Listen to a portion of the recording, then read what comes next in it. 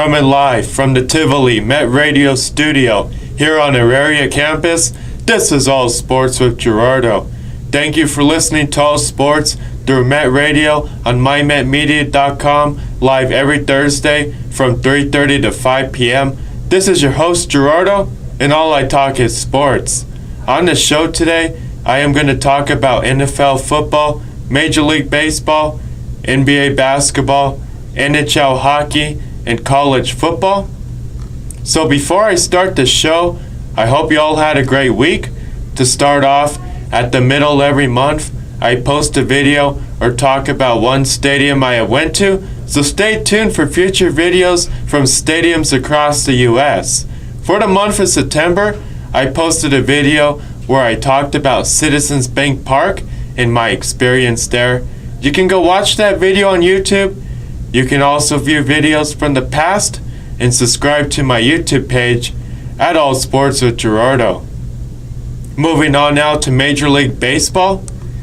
Pete Alonso, Anwar Suarez, Cody Bellinger, Jorge Soler, Mike Trout, and Christian Yelich have hit over 40 home runs this season. Now that we're heading into the last week and the last weekend of regular season baseball, here are the current standings on the amount of home runs these individual players have hit up until this point. Pete Alonso has hit 51 home runs. He passed that 50 mark. Gonna have to wait and see if he can hit a few more home runs in the last games of the regular season. Anwar Suarez has hit 49 home runs. He's only one home run away from hitting 50 home runs this season. Cody Bellinger has hit 46 home runs. Jorge Soler has hit 45 home runs. Mike Trout hit 45 home runs. His season unfortunately came to an end in the last 2 weeks. And Christian Yelich has hit 44 home runs, but unfortunately his season came to an end in the last 2 weeks. But these individual players I listed have hit over 40 home runs this season. We already had Pete Alonso hit 50 home runs, and now he has hit 51 home runs. Can Anwar Suarez do it? He's sitting at 49 home runs. We're going to have to wait and see in the last games of the regular season. But looking at this list, there's no doubt that Pete Alonso is going to be National League Rookie of the Year. Cody Bellinger is a candidate for National League MVP. Mike Trout is a candidate for American League MVP. And Christian Yelich is a candidate for National League MVP. So we definitely have some great players that I just listed, and we also have some players that are up for some awards in their league. With Mike Trout and Christian Yelich's season coming to an end towards the middle of September, overall they still had a great season, and they also hit many home runs. They're also candidates to win MVP in their league. So we're going to have to wait and see how many more home runs these individual players hit and what awards some of these players will win in their league. Nelson Cruz has now hit 400 career home runs. Right now I'm going to update you with the current Rockies schedule from this past week. And I'm also going to tell you who the Rockies go against in their final games of the 2019 season. So to start off, last weekend, the Rockies hit the road in their final road trip of the 2019 season, and they had a 6-game road trip. The first series of this road trip began down in Los Angeles at Dodger Stadium, and the Rockies had a 3-game series against their divisional rival, the Dodgers, at Dodger Stadium. So to start off, the Rockies lost the first game 5-12. In the second game, the Rockies were able to win the game 4-2. But they were also able to win that losing streak that they've had at Dodger Stadium since last year. And in the third game, the Rockies lost the game 4-7. Overall, the Dodgers did win this series, but the Rockies were able to win one game, which was great since the Rockies were able to end that losing streak at Dodger Stadium against the Dodgers. This week, the Rockies continued their road trip up to San Francisco to go against the Giants in a divisional rival, which was a 3-game series, to end their 6-game road trip and to also end their final road trip of the 2019 season. In the first game, the Rockies won the game 8-5. In the second game, the Rockies lost a close game 1-2. And in the final game of the series, we're going to have to wait and see if the Rockies or the Giants win this game. But this Rockies-Giants series was a 3-game series up in San Francisco. This weekend, the Rockies return back to Coors Field for their final weekend series and their final 3 games of the 2019 season. The Rockies will go against the Brewers this weekend to end the 2019 season. So now that we're in the final week of regular season baseball, the Rockies played the Giants up in San Francisco, and this weekend the Rockies go against the Brewers to end the 2019 season here at Coors Field, and they're also going to end the regular season and the 2019 season here at Coors Field. So the Rockies go against the Brewers in the final 3 games of the regular season. If you can, try to head out to Coors Field, since these are the final 3 games and the final 3 home games of the 2019 season for the Rockies. So that's the current Rockies schedule of the final scores and the teams the Rockies went against this past week, and who the Rockies go against in the final week of the 2019 season.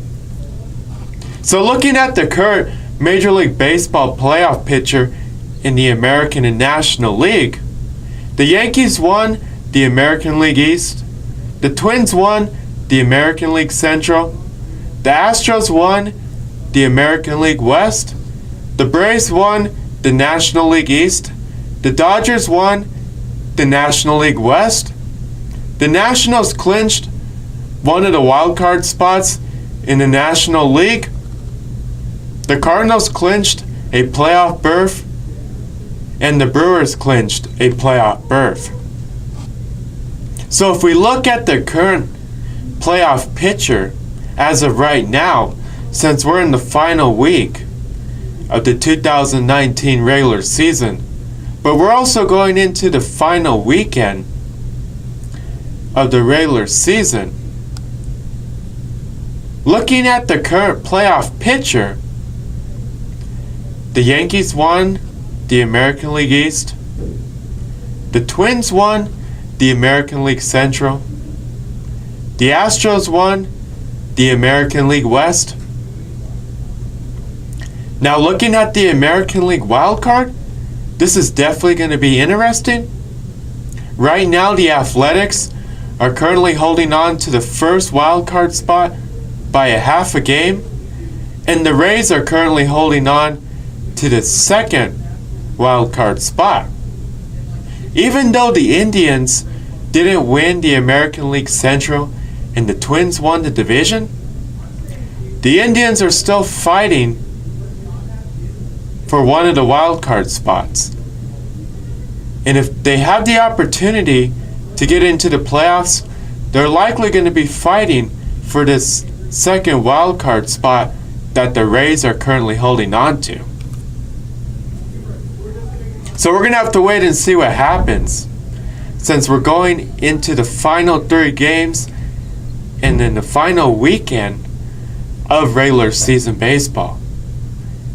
And this is basically the end of the regular season, since we're coming up to the end of September.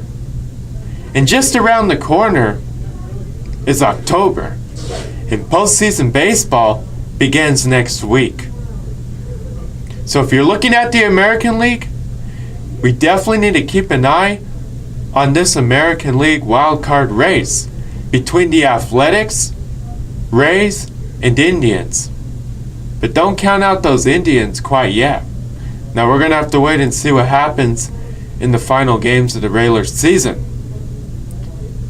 If I give my prediction now, I would say the Athletics hold on to that first wild card spot and the Rays hold on to that second wild card spot. But there can be a potential tiebreaker game between the Athletics and the Rays to see who has the first wild card spot and who has the second wild card spot. But it's definitely a tight race between the Athletics and the Rays, and the Indians are right behind them. Now looking at the National League, the Braves won the American League East.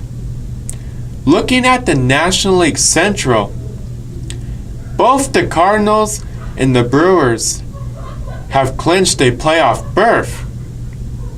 But these two teams have not won the National League Central or that second wild card spot in the National League. The Brewers are currently holding on by one game to win the National League Central. And they're only a half a game behind the Nationals in the wild card.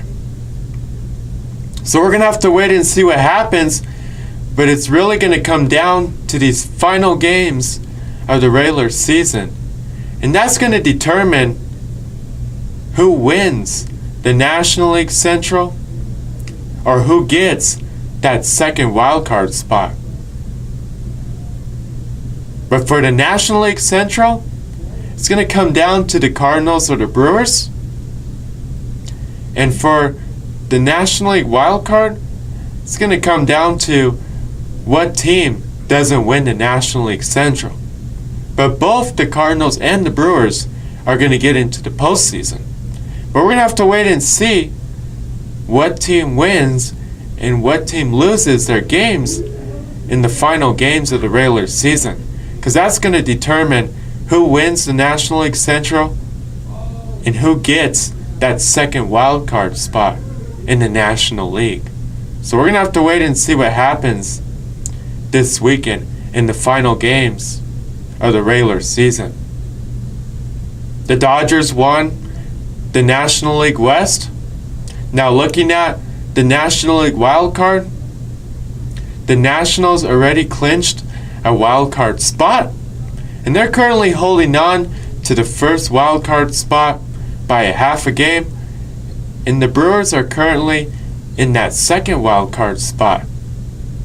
And we're just going to have to wait and see if the Brewers win some games against the Rockies in the final 3 games of the regular season. And we're going to have to wait and see if the Cardinals win some of their games in the final 3 games of the regular season. But between the Cardinals and the Brewers, whoever wins or whoever loses, that's going to determine who wins the National League Central and who gets that second wild card spot in the National League. So looking at the National League, we definitely want to keep an eye on that National League Central race and what team gets that second wild card spot in the National League. This is the final week of Major League Baseball regular season baseball, and postseason baseball begins at the beginning of October. So that's the current Major League Baseball standings and playoff picture in the American and National League. In the Major League Baseball power rankings, the current top 10 Major League Baseball teams are the Astros, Yankees, Dodgers, Braves, Twins, Athletics, Rays, Cardinals, Nationals, and Indians. Right now, I'm going to take a commercial break. When I come back, I will talk about the NFL.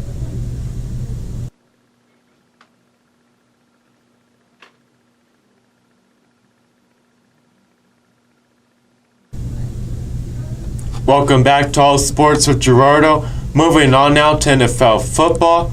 Tom Brady has moved into second on the all-time regular season wins list in NFL history. Tom Brady passed Drew Brees and moved into second for the most touchdowns in NFL history. Only Peyton Manning is in front of Tom Brady with the most touchdowns in NFL history. Head coach Andy Reid moved into sixth with the most wins as a head coach in NFL history. Philip Rivers moved into fourth with the most 300-yard passing games in NFL history. Only Tom Brady, Peyton Manning, and Drew Brees is in front of Philip Rivers. Philip Rivers became the 8th quarterback to reach 55,000 career passing yards. In 114 games, Russell Wilson became the 5th fastest quarterback to throw 200 passing touchdowns in NFL history.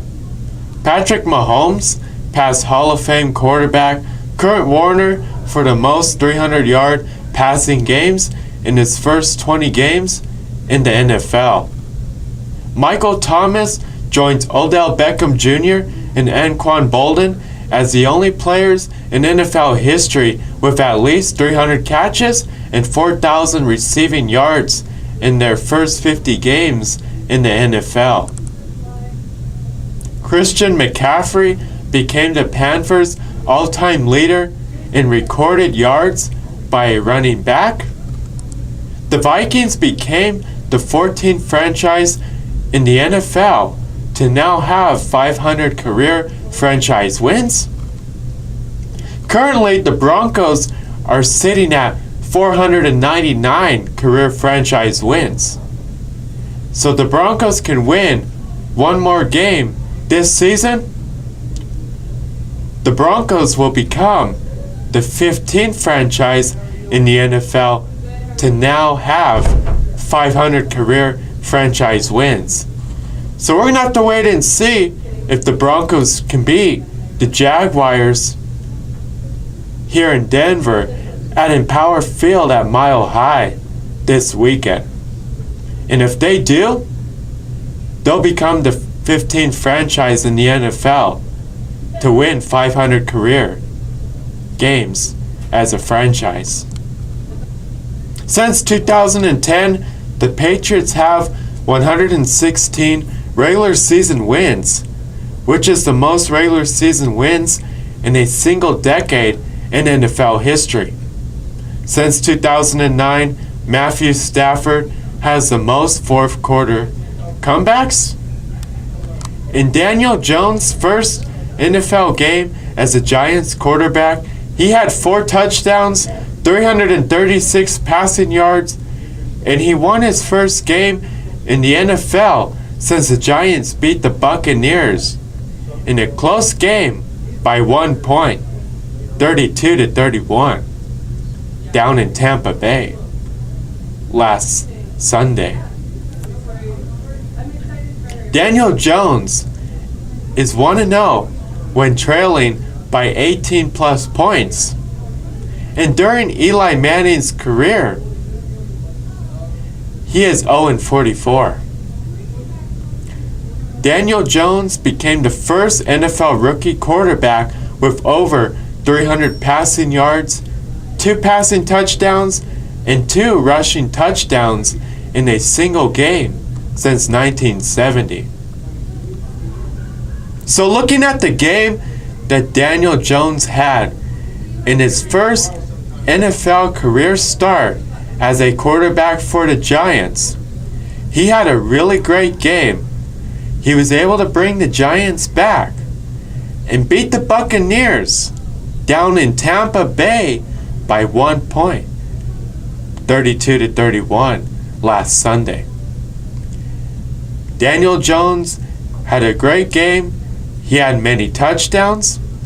He had 4 touchdowns. He had many passing yards. Daniel Jones had 2 touchdown passes, and he also rushed for 2 touchdowns.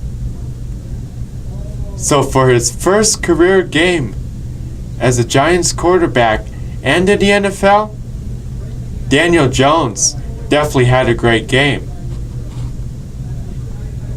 Last week, after the Giants switched from quarterback Eli Manning to rookie quarterback Daniel Jones, this is the type of performance they were hoping Daniel Jones would have last week against the Buccaneers. This is also the type of game the Giants want from their quarterback now and going for the rest of the season, but also going into the future. This is what they're hoping Daniel Jones can do for the Giants, especially on offense. The Giants want to have a great offense. They want to have a great front line, a great running game with Saquon Barkley. They want to have a great quarterback with rookie quarterback Daniel Jones. But they also want to have great wide receivers and tight ends, so Daniel Jones has some great targets to throw the football to. Looking at the Buccaneers game, that was only the beginning.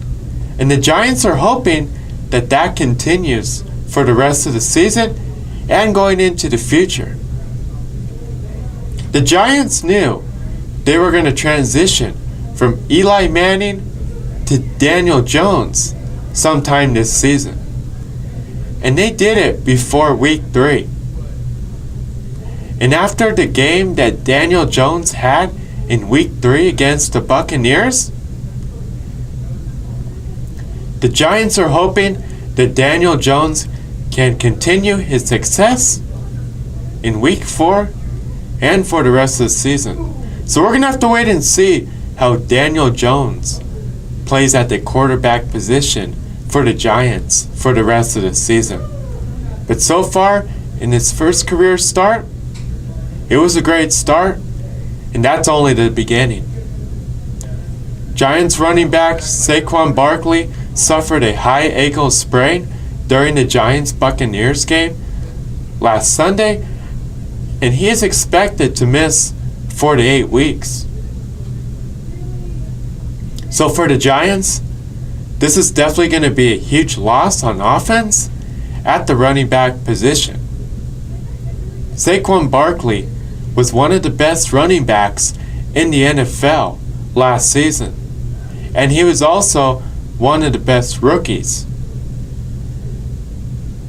Saquon Barkley landed up winning NFL Rookie of the Year since he was such a great player on offense for the Giants at the running back position, but also he was one of the best running backs in the NFL. So this is definitely going to be a huge loss to the Giants on offense, especially at the running back position when they're trying to have a running game. They're trying to get yards and they're trying to score touchdowns on offense. But the Giants are hoping that Saquon Barkley can return sometime in the next few weeks. Melvin Gordon announced he is ending his holdout and he is returning back to the Chargers facility on Thursday, September 25th. Since we're going into the 4th week of regular season football, Melvin Gordon will not play this week, but he should definitely play in week 5 and going forward for the rest of the regular season. So looking at Melvin Gordon, he finally ended his holdout. He's returning back to the NFL. He's returning back for the Chargers. The Chargers can definitely use Melvin Gordon on offense, especially at that running back position. The Chargers need their running back to return. Melvin Gordon was one of their best offensive players last season. The Chargers need to have their running game. They need to have their best running back. The Chargers need their running back to return. They need a running game. They need their running back to have explosive plays. They need him to gain a lot of yards, and they need him to score touchdowns. So the Chargers and Melvin Gordon are happy that he's returning this week. Melvin Gordon and the Chargers are definitely looking forward to what he can do for the Chargers on offense at that running back position for the rest of the season. Since Melvin Gordon was the best running back for the Chargers, and he was one of the best running backs in the NFL last season, Melvin Gordon's hoping that he can continue that success this season and help the Chargers score more touchdowns and points on offense. And the Chargers are hoping they can be better on offense at the running back position now that they have their running back on the field. The Chargers are definitely hoping that they can have a better running game, and they're hoping they can score more touchdowns on offense, especially from that running back position.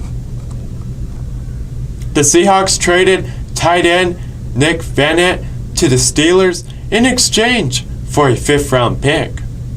Falcons safety Keal Neal tore his Achilles, and he is out for the rest of the season. The Broncos lost to the Packers 16-27 on Sunday, September 22nd, up in Green Bay. Now looking at the Broncos-Packers game up at Lambeau Field in Green Bay last Sunday, it was definitely a great game between the Broncos and the Packers at the historic Lambeau Field up in Green Bay.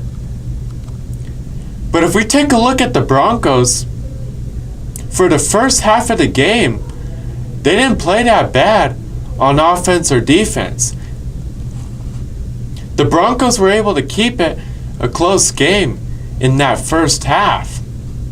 But in the second half, the Broncos kind of let the game go, and then the Packers got into their offensive rhythm of being able to score points, and the Packers were just able to score more points, even though the Packers didn't play their best on offense and score a lot of points. Unfortunately, the Packers were just able to score more points, and the Packers ended up beating the Broncos at Lambeau Field up in Green Bay. Now, for any team that goes up to Lambeau Field and goes against the Packers, it's very hard for the opposing team to win up in Green Bay against the Packers. And only a few teams have won up in Green Bay. Even the teams that are in the same division as the Packers in the NFC North have a hard time winning up in Green Bay at Lambeau Field. Whether it's teams that are in the same division as the Packers that go up to Green Bay and win or lose, it's very rare that the division teams in the NFC North with the Packers can go up to Green Bay and beat the Packers. And very rarely other teams in the NFC can go up to Green Bay and beat the Packers.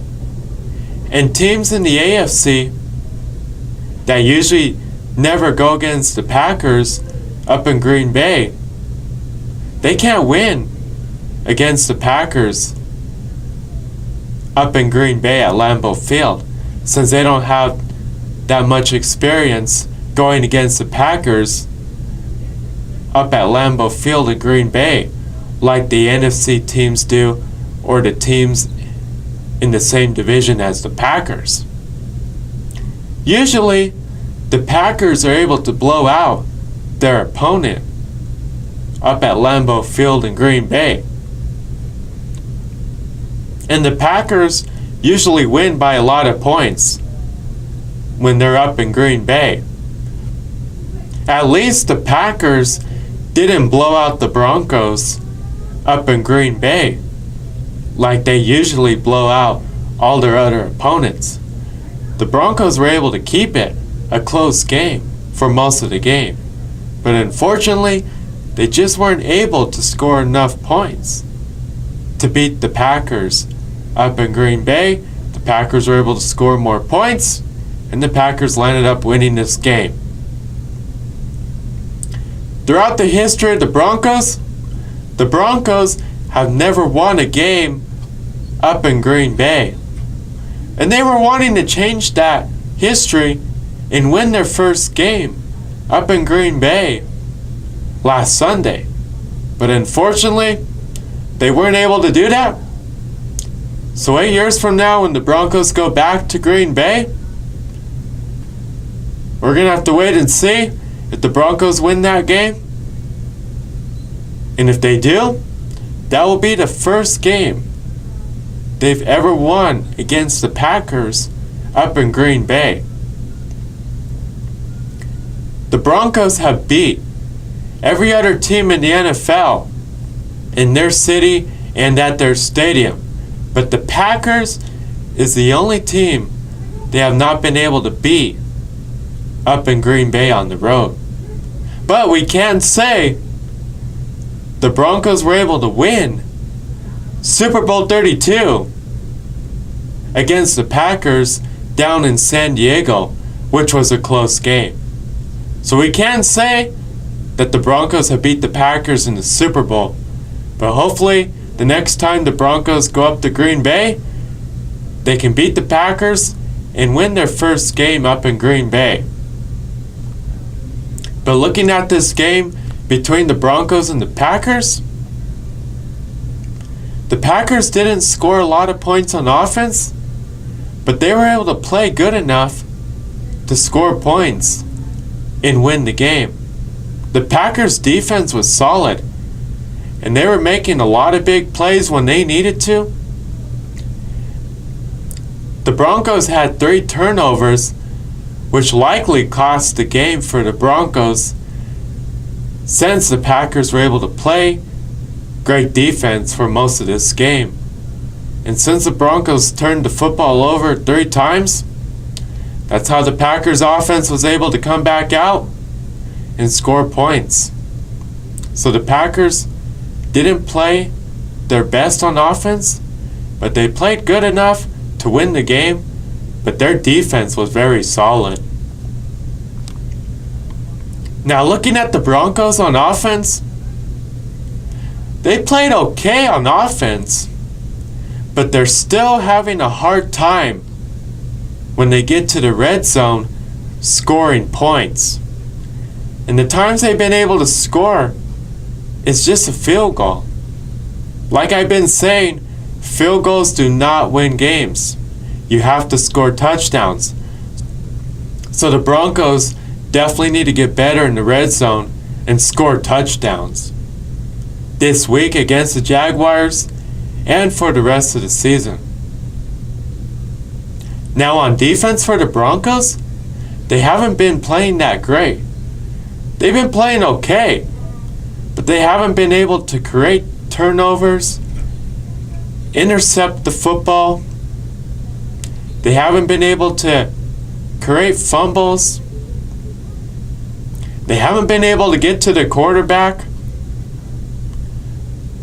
Von Miller and Bradley Chubb have not been able to sack a single quarterback this season.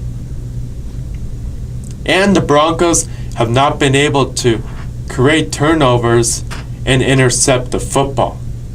So the Broncos definitely need to get better on defense, especially Von Miller and Bradley Chubb. Now, I don't know if it's just because other teams have figured out how to stop Von Miller and Bradley Chubb, or they're just not playing their best football. But that definitely needs to change against the Jaguars this week and for the rest of the season.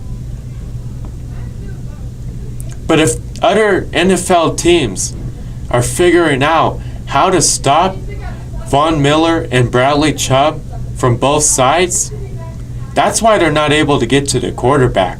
And if they're getting double teamed, they're not going to be able to make any big plays. So we're going to have to wait and see if the Jaguars figured out how to stop Von Miller and Bradley Chubb. But that Broncos defense definitely needs to play a lot better. And the Broncos offense needs to play a lot better in the red zone, and they need to score touchdowns. They can't be just scoring field goals. They need to score more points. But looking at the Broncos on offense against the Packers, they definitely had a great running game. Phillip Lindsay definitely had a great game against the Packers. He had a lot of yards, and he also had touchdowns. We need the Broncos running game to be great on offense if we want to score more points and get down the field and score touchdowns. And Phillip Lindsay definitely had a great game. He looks like the Phillip Lindsay from last season. He had a great game against the Packers. Let's see if he has a great game against the Jaguars. The Broncos' next game is against the Jaguars in Denver on Sunday, September 29th. Now looking at this Broncos-Jaguars game, the Broncos definitely need to be better on offense. They need to be better in the red zone. They need to score touchdowns. The Broncos need their running game. They need Phillip Lindsay to show up. On defense, the Broncos need to play a lot better. They need Von Miller and Bradley Chubb to show up, but they also need to create turnovers and get the football so they can score more points. That's how the Broncos are going to beat the Jaguars and win their first game of the 2019 season. But that's also how the Broncos are going to win games this season. This is the third week of regular season football. So looking at the Week 3 final scores and looking at the Week 4 schedule, to start off with Week 3, here are the final scores and highlights from this week of NFL football. The Jaguars beat the Titans 20-7 on Thursday Night Football. The Lions beat the Eagles 27-24. The Chiefs beat the Ravens 33-28. The Colts beat the Falcons 27-24. The Packers beat the Broncos 27-16. The Giants beat the Buccaneers 32-31.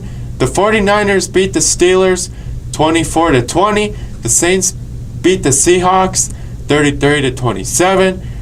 The Texans beat the Chargers 27-20.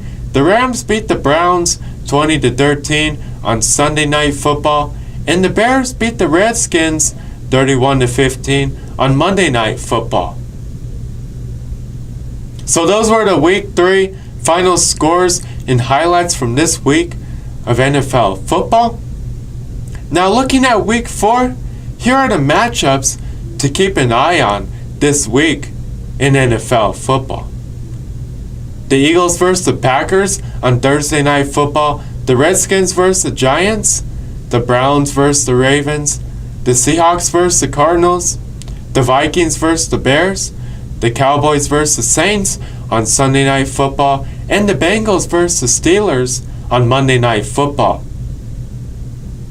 In Week 4, we definitely have a lot of big games and a lot of great matchups, and we also have a lot of great divisional matchups in the AFC and in the NFC. So that's what's to keep an eye on in Week 4 of NFL football. The undefeated team so far this season includes the Chiefs, Packers, Rams, Bills, 49ers, Cowboys, Lions, and Patriots? We're going to have to wait and see going into Week 4 and for the rest of the season to see how many more teams remain undefeated. And you never know. We're going to have to wait and see if one of these teams can go 16-0. In the Week 4 NFL Power Rankings, the current top 10 NFL football teams are the Patriots, Chiefs, Rams, Cowboys, Packers, Ravens, Saints, Vikings, Seahawks, and Texans. Right now I'm going to take a commercial break. When I come back, I will talk about the NBA and NHL.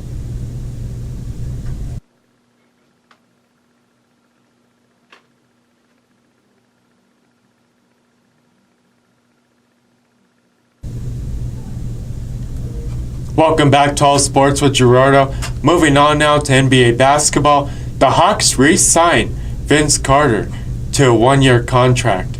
This season will be Vince Carter's 22nd season in the NBA, which is an NBA record when he appears in his first regular season game in the 2019-2020 season.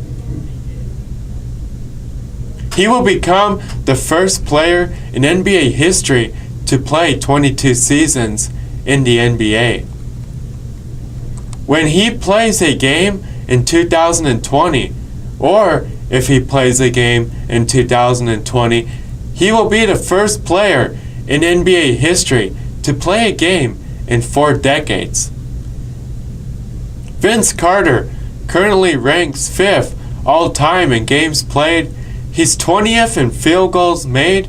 He's 18th in minutes. He's 6th in three-pointers. He's 20th in points. He was a 1999 NBA Rookie of the Year. He is an 8-time All-Star, and he won the NBA's Slam Dunk Contest in 2000. When Vince Carter plays in the 2019-2020 season, Vince Carter is definitely going to make history, since he's going to become the first player to play 22 seasons in the NBA, which is the most seasons played by a single player in NBA history. And if he plays a game in 2020, he will make history, since he will be the first player in NBA history to play in 4 different decades. So there's no doubt that Vince Carter is one of the best players to ever play in the NBA. And in Vince Carter's 22nd season in the NBA, he wants to continue making history. Once Vince Carter retires from the NBA, and it's very likely that Vince Carter's 22nd season in the NBA, this season, will be his last season in the NBA. And when he decides to retire, there's no doubt we're going to see Vince Carter in the NBA Hall of Fame in the future. According to Nets general manager Sean Marks, Kevin Durant isn't expected to play this season. Now we're going to have to wait and see. There is a possibility that Kevin Durant plays this season, and if he does, it wouldn't be until the end of the regular season, which would be around March or April, in that last month and a half of the regular season. Now, if Kevin Durant can play towards the end of the regular season, it would be his decision, but it's very likely that Kevin Durant is going to sit out the entire season, this season, and we're not going to see Kevin Durant until next season. But if Kevin Durant recovers a little bit faster, or if the Nets are contending for a playoff spot, there is a possibility we'll see Kevin Durant on the court towards the end of the regular season, which would be sometime in March or in early April. The NBA preseason games began on September 30th. Training camp begins for all NBA teams on October 1st, and the beginning of the NBA regular season begins on October 22nd. So the beginning of the NBA regular season is just around the corner. Moving on now to NHL hockey. NHL preseason hockey is underway, and the NHL regular season begins on October 2nd. So the NHL season is just around the corner, and it begins next week since it's the beginning of October. Right now I'm going to take a commercial break. When I come back, I will talk about college football.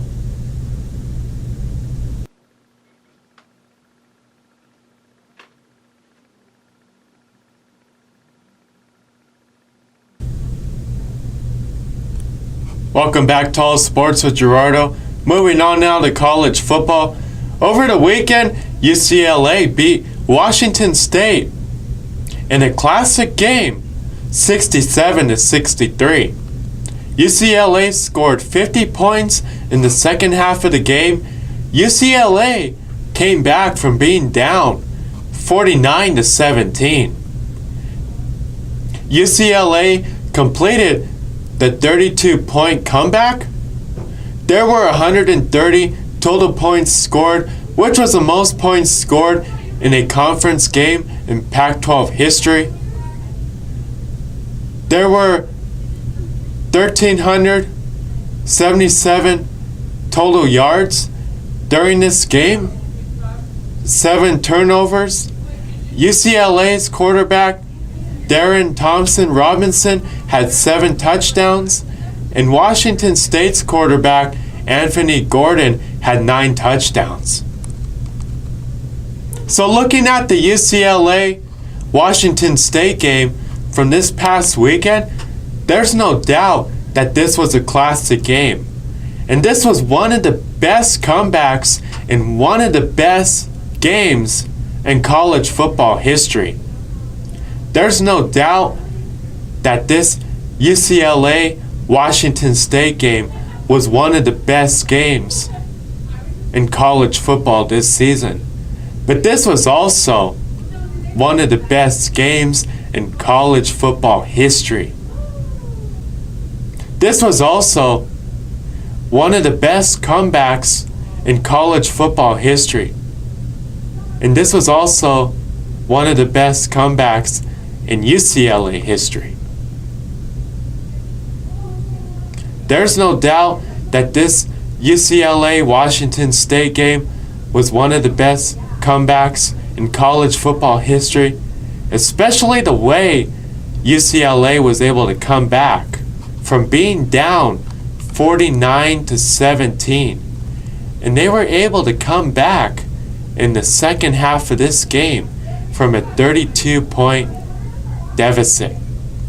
If you didn't get to watch this classic game between UCLA and Washington State, I would highly recommend that you go on the internet and watch the highlights from this game. And if you got to watch this game live, this was definitely one of the best games this season in college football. But this was also one of the best games in college football history.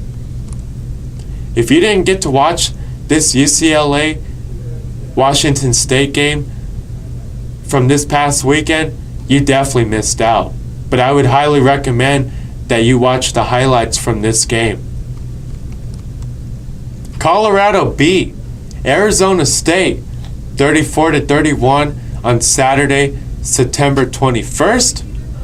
Colorado State lost to Toledo 35-41 on Saturday, September 21st, up in Fort Collins, Colorado. Colorado State goes against Utah State on Saturday, September 28th. This is the 5th week of college football.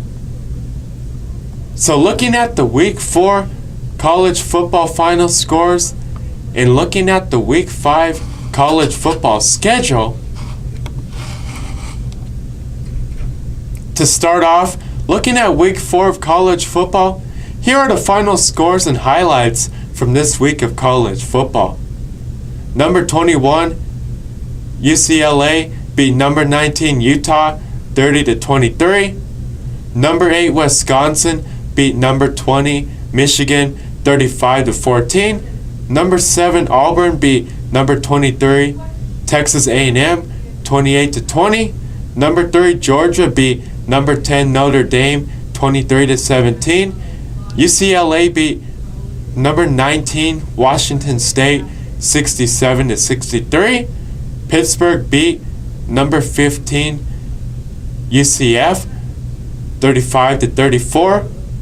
Colorado beat Arizona State 34-31. Now looking at week 4 of college football, we definitely had a lot of great games and a lot of big matchups between ranked teams. But the highlights from this week of college football were the teams that were able to win close games, but especially the teams that were able to beat ranked teams. We had UCLA beat number 19 Washington State 67-63. They were able to come back from a 32-point deficit in the second half after being down 49-17. We also had Pittsburgh beat number 15 UCF by 1 point. The final score of that game was 35-34. So the highlights from this week of college football was UCLA beating number 19 Washington State 67-63, coming back from a 32-point deficit in the second half after being down 49-17. Also, we had Pittsburgh beat number 15 UCF by 1 point, 35-34. So those two games were definitely the highlights from this week of college football. Now looking at week 5 of college football, here are the matchups to keep an eye on in this week of college football. Number 18 Virginia versus number 10 Notre Dame, and number 21 USC versus number 17 Washington. In week 5 of college football, we definitely have some big games against teams that are ranked in the top 25 in college football. In the week 5 college football AP Top 10 poll, the current top 10 college football teams are Clemson, Alabama, Georgia, LSU, Ohio State, Oklahoma, Auburn, Wisconsin, Florida, and Notre Dame. Right now I'm going to take a commercial break. When I come back, I will talk about the end of the show.